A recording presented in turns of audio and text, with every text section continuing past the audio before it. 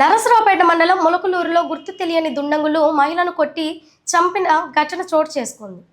మృతురాలు యాటగిరి ఆదరత్తమ్మగా పోలీసులు గుర్తించారు. మృతురాలు నరసరావుపేట బస్టాండ్ వద్ద కొన్నేళ్లుగా పాత సామాన్లు ఏరుకొని జీవిస్తున్నారు. ఈ నెల 8న ఇసుప్పాల మహంకాళి అమ్మవారి తిరునాళ్ళ చూసేందుకు భార్యాభర్తలు వెళ్లారు. భార్యాభర్తలది నెల్లూరు వనం తోపు సెంటర్గా పోలీసులు తెలిపారు.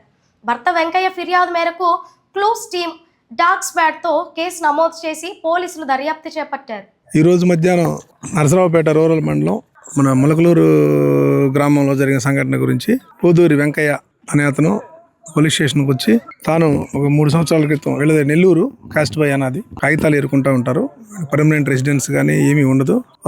గత 3 సంవత్సరాల క్రితం వాళ్ళ మేనత్త వరుసకి భర్త చనిపోతే తాను పెళ్లి చేసుకున్నాడని వాళ్ళు వచ్చి ఇక్కడ నరసరావుపేటలో ఉంటా చుట్టుపక్కల కాగితాలు ఏరుకొని స్క్రాప్ కొట్టుల్లో అమ్ముకుంటూ ఉంటారు. దాని సందర్భంగా నిన్న మన అమ్మవారి తిరణాలకు ఇసపాల అమ్మవారి తిరణాల్లో ఆ కాగితాలు పడేస్తారు కాబట్టి అవి ఏరుకోవడానికి వచ్చి అక్కడ వీళ్ళలాగే కాగితాలు ఏరుకుని నీళ్ళ కులానికి చెందిన గుర్తు తెలియదు, వీళ్ళకి పేర్లు కూడా తెలియదు. వాళ్ళతో పరిచయం అయింది భార్యాభర్తలతో.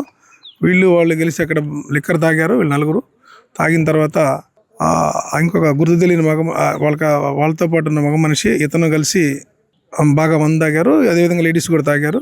తర్వాత ఇతను అక్కడ పడుకున్న తర్వాత ఈ ఇద్దరు లేడీస్ ఈ జంట ముగ్గురు కలిసి అక్కడి నుంచి వచ్చేసారు. చుట్టుపక్కల చూసిన వాళ్ళు కూడా చెప్తున్నారు. తర్వాత ఇతను మెలుకు వచ్చి 8 గంటల టైంలో అక్కడ స్క్రాప్ కొట్టి అతను అడిగితే పలానా కాలువ దగ్గర ఊరిలో టెంట్లో ఉంటారు వీళ్ళు అని చెప్పి వచ్చారు.